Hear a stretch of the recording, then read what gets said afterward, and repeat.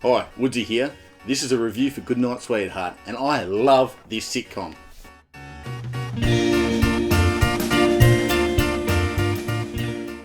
Its inherent nostalgia was enough to draw me in, but it was the odd plotline and characters that really kept me around. I would have seen Goodnight Sweetheart start to finish at least 10 times. I absolutely love this show. Each time I get something more out of it, and I'm even more enchanted by it. Most people I've talked to have not seen this show, have not even heard of this show, and that is a damned shame, because this truly is a hidden gem of British sitcom television. And while doing a little research about this show, I found out that in September 2016 they are releasing a one-off special, looking back at the characters and seeing where they are today.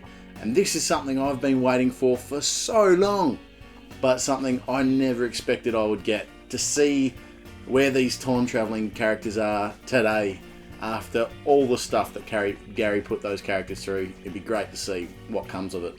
Goodnight Sweetheart centres on Gary Sparrow, played by Nicholas Lyndhurst. Lyndhurst is somewhat of a stalwart for British television, from the Porridge follow-up going straight to Only Fools and Horses, and even later seasons of New Tricks. He is a great character actor, which puts him in a great place as the lead of this show. Gary leads a rather dull life as a TV repairman. As a show of the 90s, the pointlessness of this job would not have been so prevalent. However, watching the show today really shows how redundant his existence is. He's in a stale marriage with his wife, Yvonne, who seems to be leaving him behind for greater pursuits in life. He really has no motivation or drive to improve his position in life, and lives in an emotional bubble where he finds it incredibly difficult to connect with anyone. He meets his best mate Ron in the first episode, and their relationship is depicted perfectly in the first scene, in which they have an incredibly lowbrow conversation using stupidly highbrow language, an oddity that continues throughout the entire run. Gary's life changes when he is called out on a repair job that takes him down Duckett's Lane in the West End of London. Getting lost down the lane, he finds himself in the middle of Blitz, England, an experience that he doesn't quite fully understand until waking up from a knock to the head during an air raid. It is the camaraderie that Gary falls for instantly. The beautiful bartender and Phoebe help matters too. In the middle of the Blitz, Gary stood out. He could be somewhat of a hero, he was looked up to, and he was a man with a positive outlook that knew that everything was going to be alright eventually. It is that outlook that people in the middle of World War II really needed. Beyond the first episode, Gary continues to go back to wartime England, and it is his constant travels that drive much of the comedy of the show. Constantly lying to both women in his life, yet due to the nature of his infidelity, it always seems fine somehow. He always has Ron to help him out of a jam when needed, and whether it is to produce fake £5 notes or provide the excuses to Yvonne as to why he isn't about. This is not one of those sitcoms that remains relatively stagnant in plot. Over the course of the 6 seasons, you notice the rift between Gary and Yvonne widen and deepen, as if they were always on course for divorce. All the while, his relationship with Phoebe grows, and all of the roadblocks in their way somehow disappear over the journey, with both her father and husband dying throughout the show. Obvious parallels exist between the two times, and the writers do extremely well to exploit these for humorous plots and sequences. Here's some interesting facts. At the halfway mark of this show's run, the actors playing Yvonne and Phoebe, Michelle Holmes and Dervla Kirwan? It's an odd name. Both left the show. Both had gained popularity and moved on to other projects, Dervla most notably with Ballykiss Angel. Instead of making the brave call to write the characters out of the showrunners made the relatively easy decision of replacing the actors with similar looking actors. The impact of this change differs in each of the time zones. For present day, Yvonne, now played by Emma Amos, was improved upon, bringing another layer to the character and really representing the modern woman in her high-powered, high-adrenaline career movements.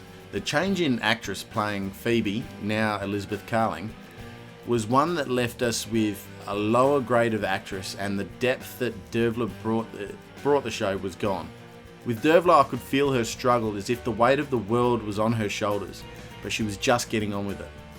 There was an element of realism in her performance that added to the comedic moments between herself and Lyndhurst when it came to presents or false stories. I felt that Elizabeth's lead performance was more about fear and not being able to handle the war without Gary in some regards. The grit and strength was gone. And when she became a star singer, perhaps that was a little bit too far for the writers to go.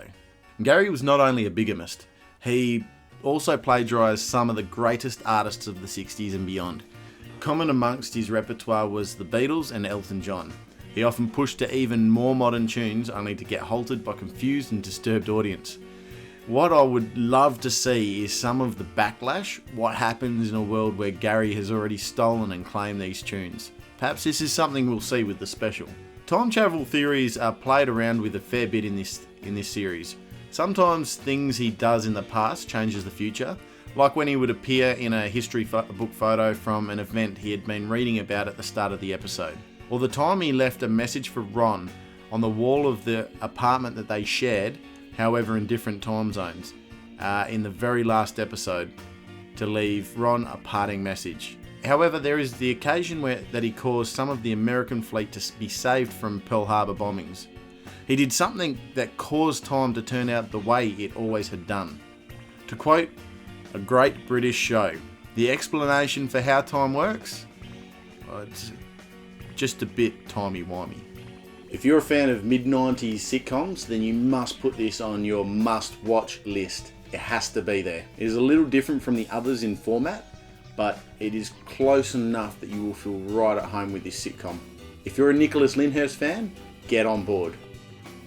If any of these are shows that you love, then you have to get on board with this one. If you love Keeping Up Appearances, The Good Life, Only Fools and Horses, The Brit-Ass Empire, To the Manor Born, jump on board. I do love this show.